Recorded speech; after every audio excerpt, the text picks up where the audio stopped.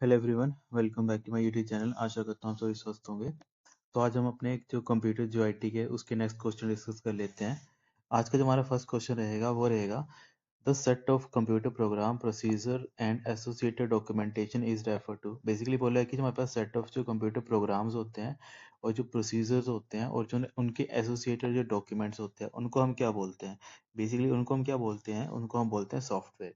कि जो भी हमारे पास सेट ऑफ कंप्यूटर प्रोग्राम्स होते हैं, मैंने आपको ये चीज़ पहले भी समझाई थी कि जो हमारी सबसे बेसिक क्या चलती है, हमारी इंस्ट्रक्शंस चलती हैं।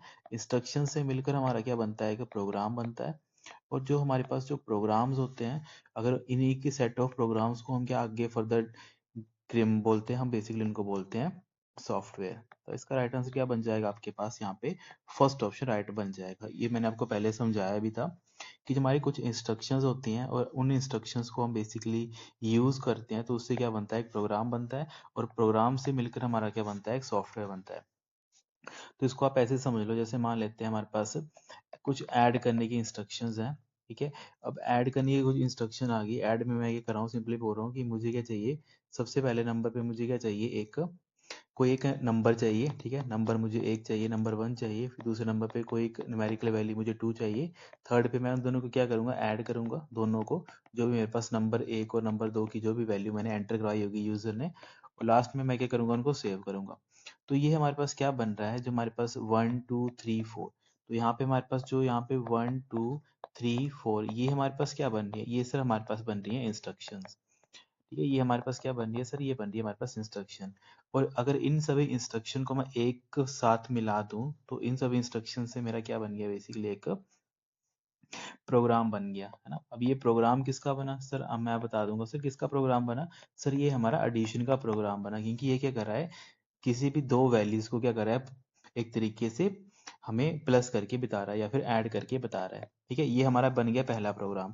अब मान लेते हैं मैंने क्या किया, सेम टू सेम ऐसा ही किया, पर दूसरे के लिए मैंने कितनी इंस्ट्रक्शन बनाई, सेम इंस्ट्रक्शन बनाई और दूसरा प्रोग्राम बना दिया मैंने सब्ट्रैक्ट करने का। कि उसमें जो फर्स्ट होगा उसमें मुझे एक आप नंबर 1 दो, फिर दूसरे में आप मुझे नंबर 2 दो, थर्ड में मुझे क्या करना है, सब्ट्रैक्ट करना है दोनों नंबर को। ठीक है, नंबर 1 और 2 को मुझे माइनस करना है जो भी यूजर ने एंटर किए होंगे, और लास्ट में मुझे क्या करना है, उसकी वैल्यू को सेव करना है। तो इसका मतलब क्या है, जो मेरे पास दूसरा प्रोग्राम है वो क्या करेगा, बेसिकली उसकी जो इंस्ट्रक्शंस हैं वो मैंने किसके लिए बनाई हैं, कि वो कौन सा हैंडल डील करेंगे, वो सब्ट्रैक्शन का डील करेंगे। तो देखो यहाँ पे मेरे पास एक एडिशन का प्रोग्राम बन गया है ना सर, यहाँ पे हमारे पास एडिशन का प्रोग्राम बन गया। और यहाँ पे मेरे पास जो कुछ इंस्ट्रक्शंस थी उनसे मैंने कौन सा प्रोग्राम बना दिया, सब्ट्रैक्शन का प्रोग्राम बना दिया। अब इन द एंड अगर मैं लास्ट में बोलूँ, अब मेरे पास सॉफ्टवेयर क्या होगा। अब मेरे पास सॉफ्टवेयर क्या बन गया सर, हमने क्या पढ़ा, सॉफ्टवेयर क्या होता है कि अगर हम मल्टीपल प्रोग्राम्स को इकट्ठा कर दे, कंबाइन कर दे, तो हमारे पास लास्ट में क्या बन जाता है, सॉफ्टवेयर बन जाता है। तो सॉफ्टवेयर क्या बनेगा, एक ऐसा सॉफ्टवेयर। अब मेरे सॉफ्टवेयर का नाम क्या आ गया, फॉर एग्जांपल मैं बोल देता हूँ, मेरा जो सॉफ्टवेयर है वो क्या है, अरिथमेटिक कैलकुलेशंस करता है। ये अरिथमेटिक किन्हीं भी दो वैल्यूज के ऊपर कैलकुलेट करता है। अब इसका मतलब क्या हुआ, कि जो मैंने सॉफ्टवेयर बनाया है वो क्या कर सकता है, वो ऐड भी कर सकता है दो वैल्यू को, और दो वैल्यू को क्या कर सकता है, माइनस भी कर सकता है। ठीक है, तो अब समझ आ गया कि सॉफ्टवेयर का मतलब क्या है। कि जब मेरा एक सॉफ्टवेयर बना होगा, अब सॉफ्टवेयर में क्या चीजें आ गई, मेरे पास मेरे दो प्रोग्राम आ गए। प्रोग्राम नंबर 1 कौन सा आ गया, एडिशन का। प्रोग्राम नंबर मेरा 2 कौन सा आ गया, सब्ट्रैक्ट करने का। ठीक है, अब यहाँ पे अब आप ये सीधे चीजें समझ गए होगे कि इंस्ट्रक्शन से हमारे क्या बनते हैं, एक प्रोग्राम बनता है। और अगर हम मल्टीपल प्रोग्राम्स को इकट्ठा करके एक पैकेज की फॉर्मेट में बना देते हैं, तो वो हमारा लास्ट में क्या बन जाता है, सॉफ्टवेयर बन जाता है, जो मैंने आपको यहाँ पे समझा दिया। फिर यहाँ पे वही चीज़ लिखी है कि होता क्या है हमारे पास, कि जो हमारे पास सॉफ्टवेयर क्या होता है, ये इनकम्पास होता है बेसिकली ऑल कोड प्रोग्राम और मैनुअल्स। बेसिकली जब हम सॉफ्टवेयर बनाते हैं, तो सॉफ्टवेयर में क्या क्या चीज़ें होती हैं, जो भी उसके एसोसिएटेड कोड होता है। जैसे मैंने एडिशन का कोड बनाया था, तो इसका अपना जो भी मैंने एक्चुअल में कोड इंप्लीमेंट किया होगा वो, और जब जब ये कोड बना होगा उस टाइम पे इसको कैसे आपको यूज़ करना है। ठीक है, इसको बोलते हैं यूज़र मैनुअल। तो यूज़र मैनुअल भी किसका पार्ट होता है, हमारे सॉफ्टवेयर को जब हम बनाते हैं तो यूजर मैनुअल भी उसका पार्ट होता है। तो ये सारी की सारी चीजें किस में आती हैं, बेसिकली हमारे सॉफ्टवेयर के अंदर आती हैं। तो जो सेट ऑफ प्रोग्राम है, प्रोसीजर है, और जो एसोसिएटेड जो फाइल्स वगैरह होती हैं, उनको हम क्या बोलते हैं, सॉफ्टवेयर बोलते हैं। नेक्स्ट क्वेश्चन हमारे पास, which of the following is known as the brain of computer. ये मैंने आपको पहले ही बताया था कि हमारा ब्रेन ऑफ कंप्यूटर क्या होता है, हमारे पास बेसिकली जो हमारा सेंट्रल प्रोसेसिंग यूनिट होता है, सीपीयू, ये हमारा क्या होता है, ब्रेन ऑफ द कंप्यूटर। इसके अलावा मैंने एक और चीज आपको बताई थी, कि जो हमारा सीपीयू होता है, ये एक तो ब्रेन ऑफ कंप्यूटर होता है, और जो हमारा सीपीयू होता है इसमें कौन कौन से कंपोनेंट्स होते हैं, इसके बेसिकली हमारे पास 3 मेजर कंपोनेंट्स होते हैं। कौन कौन से होते हैं? एक सर हमारे पास कंट्रोल यूनिट होता है, एक हमारे पास अर्थमेटिक लॉजिक यूनिट होता है, और एक इसकी अपनी एक मेमोरी होती है। और वो मेमोरी कौन सी कंसीडर की जाती है? वो उसके रजिस्टर्स होते हैं। और एएलयू क्या होता है? अरिथमेटिक लॉजिक यूनिट, जो क्या करता है बेसिकली सर, सारे अरिथमेटिक या फिर जो भी हमारे पास लॉजिकल ऑपरेशंस होते हैं, तो अरिथमेटिक और लॉजिकल ऑपरेशन कौन डील करता है? एएलयू डील करता है। और सीयू क्या है? सीयू सर हमारा कंट्रोल यूनिट है। जो भी चीजें एक्चुअल में कंट्रोल होनी है या फिर मॉनिटर होनी है, वो कौन करता है? वो बेसिकली हमारा कंट्रोल यूनिट काम करता है। ठीक है, तभी हम इसको क्या बोलते हैं? Brain of the computer. क्योंकि ब्रेन ऑफ द कंप्यूटर में ये सारी चीजें होती हैं कि हमारा ब्रेन कंट्रोल भी करता है, इवेल्युएट भी करता है। जैसे एएलयू क्या कर रहा है? इवेल्युएट करने का काम कर रहा है, और साथ में उसको स्टोर भी करता है। जैसे हम कोई चीज पढ़ते हैं, उसको सोचते हैं, समझते हैं, तो वैसे ही जो कंप्यूटर है उसका ब्रेन कैसे कौन काम करता है? हमारा सीपीयू, जो सीपीयू होता है, वो क्या करता है? As a brain of human की तरह वो ट्रीट करता है। तो ये इंपॉर्टेंट है। इसके अलावा एक और चीज पूछी जाती है कंट्रोल यूनिट के बारे में, कि जो हमारा ऐसा यूनिट है कंप्यूटर में जो ये करता है ह्यूमन का जो न्यूरॉन्स होते हैं, ठीक है, ह्यूमन के जो न्यूरॉन्स होते हैं उसकी तरह बिहेव करता है। ये ह्यूमन न्यूरॉन्स की तरह क्या करता है? ये बिहेव करता है। क्यों करता है? क्योंकि जो हमारा कंट्रोल यूनिट होता है वो बेसिकली क्या काम करता है? कंट्रोल करने का काम करता है। कंट्रोल करता है और क्या करता है? कोऑर्डिनेट करता है। ये चीजें पूछी जाती हैं। कंट्रोल और कोऑर्डिनेट करवाने का काम कौन करता है? हमारा कंट्रोल यूनिट करता है। और यही ऐसा सेक्शन होता है जो ह्यूमन के न्यूरॉन्स की तरह काम करता है। क्योंकि जो ह्यूमन के न्यूरॉन्स होते हैं, जो हमारे ब्रेन में न्यूरॉन्स होते हैं, वो भी कोऑर्डिनेशन करवाने का काम ही करते हैं अलग अलग सेक्शंस को। तो इसमें वही आएगा, CPU is the right answer. और यहाँ पे CPU is called the brain of because it execute instructions and control other component. ठीक है, वो मैंने आपको बेसिक चीजें बता दी। कंट्रोल कौन करेगा इसका? सीयू इसका पार्ट होता है। और एग्जीक्यूट कौन करता है? हमारा एएलयू उसको एग्जीक्यूट करता है। तो मैंने आपको समझा दिया। फिर हमारे पास नेक्स्ट क्वेश्चन है, What type of computer chips are said to be volatile? अब देखो, volatile मेमोरी कौन सी होती है? जो हमारी एक तरीके से ऐसी मेमोरी होती है जिसमें जो कंटेंट होता है वो टेम्परेरी होता है, टेम्परेरी स्टोर होता है। मतलब उसको जब तक इलेक्ट्रिसिटी मिल रही है तब तक उसके अंदर डाटा रहेगा। जैसे ही इलेक्ट्रिसिटी चली जाएगी, उसके अंदर का जो डाटा है वो क्या होगा? वो सारा का सारा क्या हो जाएगा? डिलीट हो जाएगा। तो ये किस टाइप की मेमोरी आती है? ये हमारी सर आती है एक तरीके से, यहाँ पे राइट आंसर क्या बन जाएगा? रैम। कि रैम हमारी क्या है? एक तरीके से एक वोलेटाइल मेमोरी है यहाँ पे। ठीक है, तो यहाँ पे हमारा क्या बन जाएगा? बी हमारा राइट आंसर बन जाएगा। कि जो हमारी रैम चिप्स होती हैं, ये क्या होती हैं बेसिकली? जैसे इनके अंदर, जैसे मान लेते हैं कि जो भी इनके अंदर कोई डाटा है वो क्या होता है? डिलीट हो जाता है जब इनको पावर नहीं मिलती है, या फिर इसको हम क्या बोलते हैं? टेम्परेरी मेमोरी बोलते हैं। तो वोलेटाइल मेमोरी क्या होती है? रैम होती है। ये लूज कर देती है अपना डाटा जब भी पावर क्या होती है? टर्न ऑफ होती है। तो यहाँ पे हमारा ये राइट आंसर बन जाता है। फिर नेक्स्ट क्वेश्चन है, a set of flip flop integrated together is called. कि जो हमारे पास सेट ऑफ फ्लिप फ्लॉप्स होते हैं, अगर उनको हम कंबाइन कर दें, बेसिकली क्या होता है? जैसे मान लेते हैं हमारे पास एक ऐसा पूरा पूरा एक सिस्टम आ गया, इसमें हम क्या कर रहे हैं? कुछ फ्लिप फ्लॉप्स के ऐड कर रहे हैं। मान लेते हैं फ्लिप फ्लॉप नंबर 1 आ गया, इसके अलावा ये हमारे पास फ्लिप फ्लॉप नंबर 2 आ गया, इसके अलावा हमारे पास फ्लिप फ्लॉप नंबर 3 आ गया, वैसे ही हमारे पास फ्लिप फ्लॉप नंबर 4 आ गया, फ्लिप फ्लॉप नंबर 5 आ गया। बेसिकली हो क्या रहा है? हम क्या कर रहे हैं? ऐसे करके फ्लिप फ्लॉप्स को क्या कर रहे हैं? कंबाइन करके यूज कर रहे हैं, इंटीग्रेट करवा रहे हैं इनको। तो जब इन सभी को इंटीग्रेट करवा के हम इकट्ठा यूज कर रहे हैं, तो इसको हम क्या बोलते हैं? सिंगल यूनिट को इसको हम बोलते हैं रजिस्टर। ये एग्जाम में पूछा जाता है काफी बार कि रजिस्टर क्या होते हैं बेसिकली। ये क्या होता है? Set of integrated flip flop. कि यहाँ पे मल्टीपल फ्लिप फ्लॉप्स होते हैं जो आपस में हमें इकट्ठे यूज किए होते हैं, उसको हम बोलते हैं रजिस्टर। अब सबसे एक और चीज पूछी जाती है इसी के अलावा, कि फ्लिप फ्लॉप क्या होते हैं हमारे पास। ये आपने याद रखना है, यहाँ पे नोट करवा देता हूँ आपको कि फ्लिप फ्लॉप क्या होते हैं बेसिकली। ये आपके पास फंडामेंटल, या फिर इसको हम बोलते हैं बिल्डिंग ब्लॉक। जैसे हमारे घर में ईंट होती है ना, कि सबसे बेसिक अगर ईंट होगी तभी हमारा दीवार तैयार होगी, और जैसे दीवार तैयार होगी तो फिर जाके हमारा मकान वो टोटल पूरा पूरा तैयार होगा। तो वो ईंट कौन सी होती है? अगर हम इलेक्ट्रॉनिक्स की बात करें तो इलेक्ट्रॉनिक्स की जो बिल्डिंग ब्लॉक होती है वो कौन सा होता है हमारे पास? हमारा फ्लिप फ्लॉप। तो flip flop is the building block of हमारा एनी इलेक्ट्रॉनिक आइटम। जो भी हमारे पास कोई भी इलेक्ट्रॉनिक आइटम है, जो भी आप सोच सकते हो, उन सभी का जो बिल्डिंग ब्लॉक होता है वो हमारा क्या होता है? फ्लिप फ्लॉप होता है। और फ्लिप फ्लॉप क्या करता है? ये हमारे पास 1 बिट ऑफ इंफॉर्मेशन स्टोर करता है। 1 बिट ऑफ इंफॉर्मेशन। क्योंकि हमने क्या पढ़ा था? जैसे हमने एक सबसे बेसिक यूनिट पढ़ी थी कि हमारे पास क्या होता है? 1 बिट। 1 बिट का मतलब क्या था? एक बॉक्स होता है। अब एक बॉक्स के अंदर क्या डाल सकते हो? या तो 0 डाल सकते हो या तो 1 डाल सकते हो। है ना। तो बस वही चीज होती है फ्लिप फ्लॉप कि एक सिंगल बॉक्स होता है जहाँ पे आप कोई वैल्यू 0 या तो कोई वैल्यू 1 डाल सकते हो, और इसको हम क्या बोलते हैं, इसको हम सर बाइनरी लैंग्वेज बोलते हैं, जो आपने हमें बताया था। बाइनरी के अलावा और क्या बोलते हैं, इसको लो लेवल लैंग्वेज बोलते हैं या फिर मशीन लैंग्वेज बोलते हैं। तो ये सारी टर्म्स आती हैं इसके साथ जो एग्जाम में घुमा फिरा के पूछी जाती हैं, बस आपको समझना होता है। तो अब समझ आ गया कि फ्लिप फ्लॉप क्या होता है सर, एक सिंगल बॉक्स और मतलब एक ईंट होती है, ऐसे अगर रियल लाइफ से समझना है तो समझ सकते हैं सर, ईंट होती है जिससे हमारा मकान तैयार होता है। और अगर इलेक्ट्रॉनिक्स की पर्सपेक्टिव में देखें तो एक ऐसी मेमोरी होती है, एक सिंगल ऐसी मेमोरी होती है जहाँ पे हम एक वैल्यू स्टोर कर सकते हैं।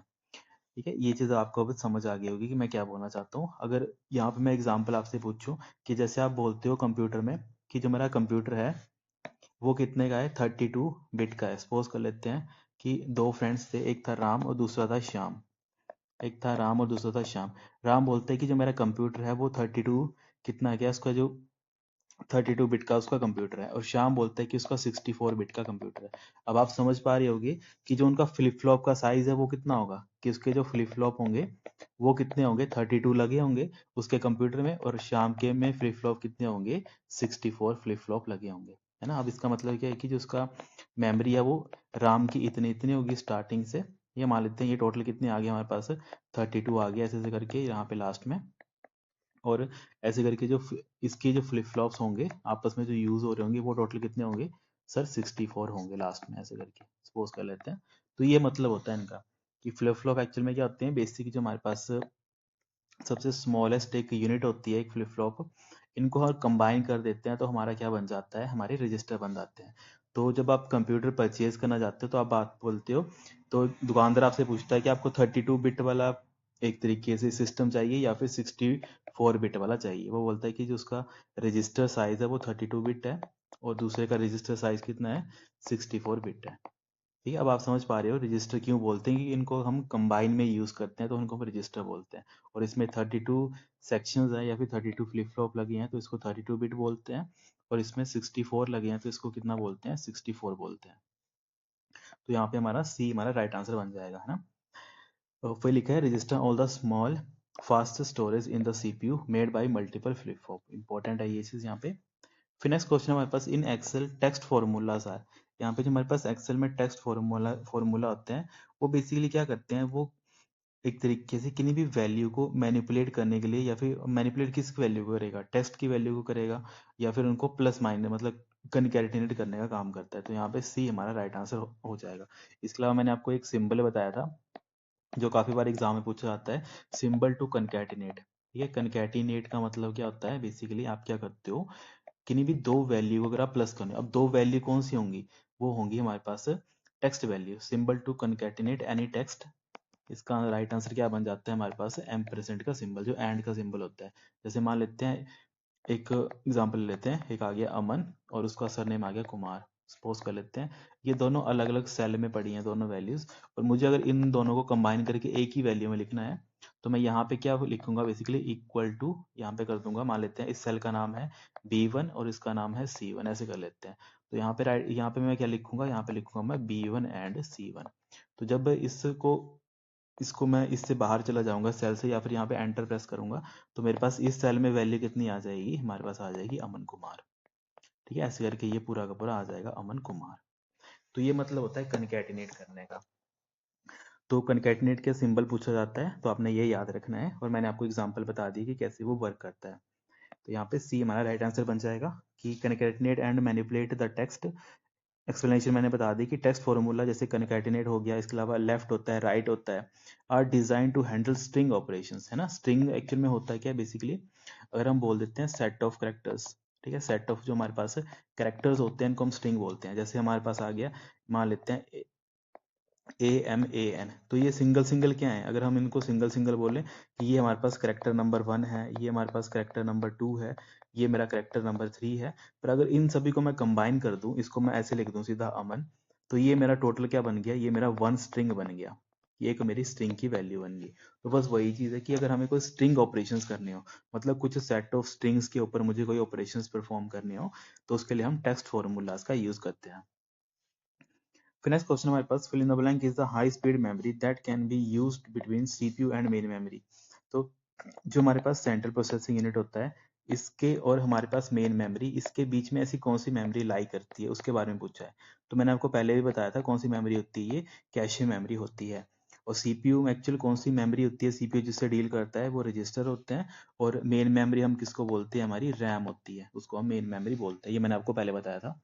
तो सीपीयू और मेन मेमोरी के बीच में कौन सी मेमोरी आती है, हमारी कैशे मेमोरी आती है। तो यहाँ पे डी हमारा राइट आंसर हो जाएगा। इसके अलावा कैशे के बारे में कुछ इंपॉर्टेंट पॉइंट जो एग्जाम में पूछे जाते हैं कि प्रिंसिपल ऑफ लोकेलिटी के ऊपर कौन काम करता है, कि जो हमारे पास प्रिंसिपल ऑफ लोकेलिटी, इसके ऊपर कौन सा काम करता है, ये हमारा कैशे काम करता है। इसके अलावा कैशे के अपने कुछ लेवल्स होते हैं, तो यहाँ पे उसको भी लिख लेना आप। लेवल्स कौन कौन से होते हैं, L1 कैशे होता है हमारे पास, L2 कैशे होता है हमारे पास, L3 कैशे होता है। तो हमारे पास कैशे के लेवल्स भी होते हैं, इंपॉर्टेंट है। इसके अलावा ये चीज़ पूछी जाती है कि हमारे पास जो कैशे मेमोरी होती है ये बेसिकली क्या होती है, हमारे पास किससे बनी होती है। तो आपने लिखना है जो कैशे होता है ये हमारा बना होता है एस रैम से, स्टैटिक रैम से हमारा जो है कैशे मेमोरी बनी होती है। और जो नॉर्मल हमारी रैम होती है ये हमारी डी रैम से बनी होती है, जिसको हम डायनेमिक रैंडम एक्सेस मेमोरी बोलते हैं। और एस रैम को हम स्टैटिक रैम बोलते हैं, स्टैटिक रैंडम एक्सेस मेमोरी। तो ये इंपॉर्टेंट पॉइंट्स हैं, वो आपने सारे नोट कर लेने हैं। फिर यहाँ पे वो लिखा है cache memory is ultra fast memory used to store frequent access data. अब ये इंपॉर्टेंट चीज है, ये आपने नोट कर लेनी है कॉपी पे, कि फ्रीक्वेंटली जो हम एक्सेस करते हैं बार बार डाटा, उसको कौन सी मेमोरी अपने अंदर स्टोर करके रखती है उस डाटा को, तो वो कैशे मेमोरी होती है। नेक्स्ट क्वेश्चन आ गया हमारे पास, what are responsible for storing permanent data and instruction. देखो परमानेंट डाटा और इंस्ट्रक्शन कौन स्टोर करता है, बेसिकली वही स्टोर करेगा जो परमानेंट डाटा को डील करता है। तो कौन करता है यहाँ पे, रोम डील करता है, क्योंकि रोम रोम हमारी किस टाइप की मेमोरी है सर, ये हमारी नॉन वोलेटाइल मेमोरी है। अब नॉन वोलेटाइल क्या होता है, जो हमारी क्या होती है, परमानेंट डाटा को स्टोर करती है। तो बस वही चीज पूछी थी कि ऐसी कौन सी मेमोरी है जो स्टोर करती है परमानेंट डाटा और इंस्ट्रक्शंस को, तो ये हमारी रोम स्टोर करती है। तो वही लिखा है यहाँ पे, रोम स्टोर द फॉर्मवेयर। अब यहाँ पे रोम के रिगार्डिंग इंपॉर्टेंट क्या है, क्योंकि क्वेश्चन में जो परमानेंट डाटा के लिए पूछा था वो तो चलो रोम राइट आंसर आ गया, पर रोम काम क्या करती है, ये है जो हमारा फॉर्मवेयर होता है या फिर जो बायोस होता है उसको अपने अंदर परमानेंटली स्टोर करती है। इंपॉर्टेंट है, आपने इसको याद रखना है। और दूसरी तरफ वही बताया, रैम की हमारी एक वोलेटाइल मेमोरी है, ये हमने पहले भी काफी बार पढ़ लिया इस चीज को। फिर है in Excel you can use the drag and drop method. अगर आपको drag and drop method use करना है तो आप कैसे यूज कर सकते हो एक्सेल के अंदर, ठीक है। तो इसका राइट आंसर क्या होगा, बेसिकली हम यूज करते हैं ड्रैग एंड ड्रॉप का, ये हम जब हमें किसी भी कंटेंट को कॉपी करना होता है, तो कॉपी सेल कंटेंट, इसका मैंने आपको पहले भी एग्जांपल एक बार समझाया था, एक बार फिर रिपीट कर देता हूँ। होता है क्या है बेसिकली, जैसे आपके मान लेते हैं आपके एक्सेल आ गया, सपोज कर लेते हैं एक्सेल की आपकी एक शीट आ गई यहाँ पे, और यहाँ पे मान लेते हैं आपने एक डाटा लिखा है एबीसी करके, और अब आप चाहते हो कि आपका जो एबीसी वाला जो डाटा है ये डाटा आपको कहाँ कॉपी करना है, मान लेते हैं आपको इस जगह पे कॉपी करना है, यहाँ पे कॉपी करना है।